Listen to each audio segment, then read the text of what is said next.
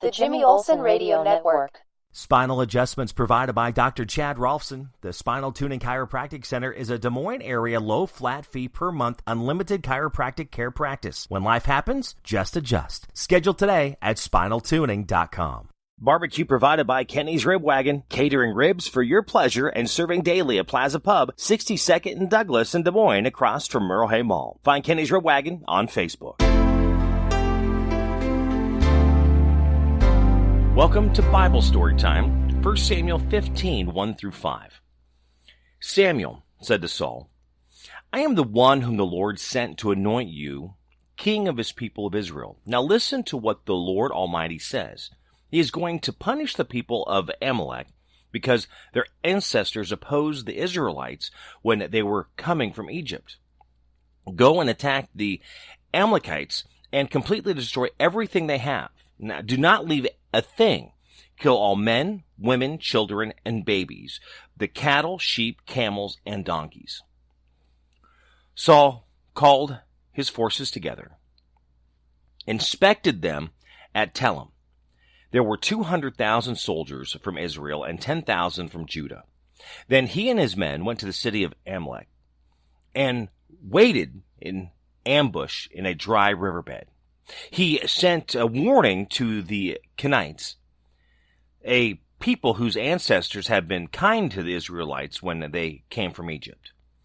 Go away and leave the Amalekites, so that I will not kill you along with them. So the Kenites left. Saul defeated the Amalekites, fighting all the way from Havilah to Shur, east of Egypt. He captured King Agag of Amalek alive and killed all the people. But Saul and his men spared Agag's life and did not kill the best sheep and cattle, the best calves and lambs, or anything else that was good.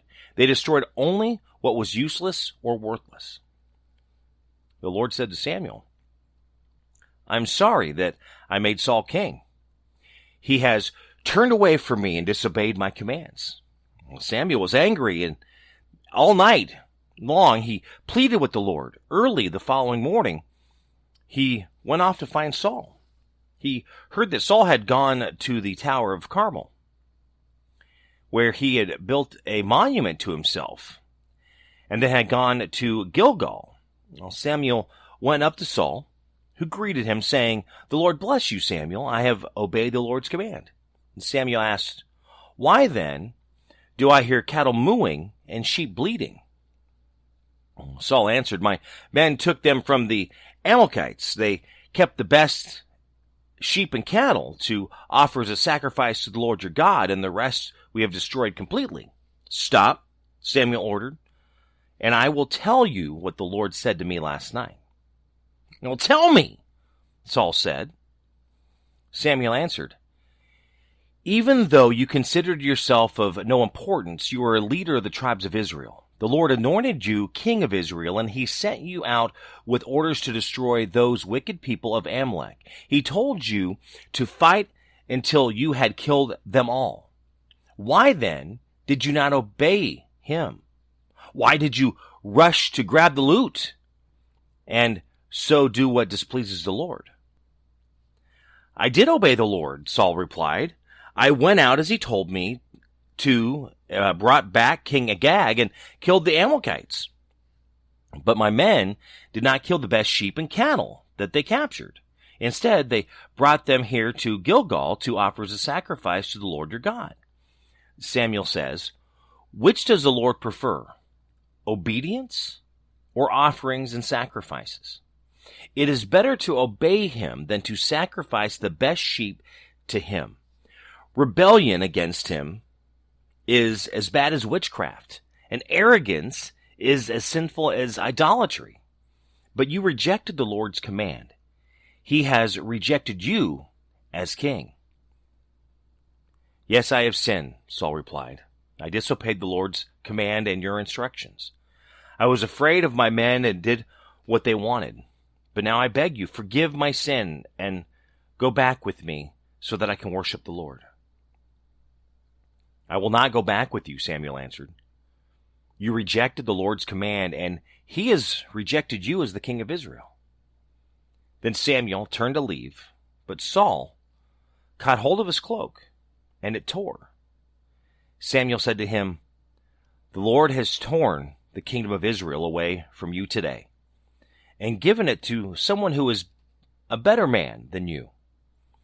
Israel's majestic God does not lie or change his mind. He is not a human being. He does not change his mind." "I have sinned," Saul replied.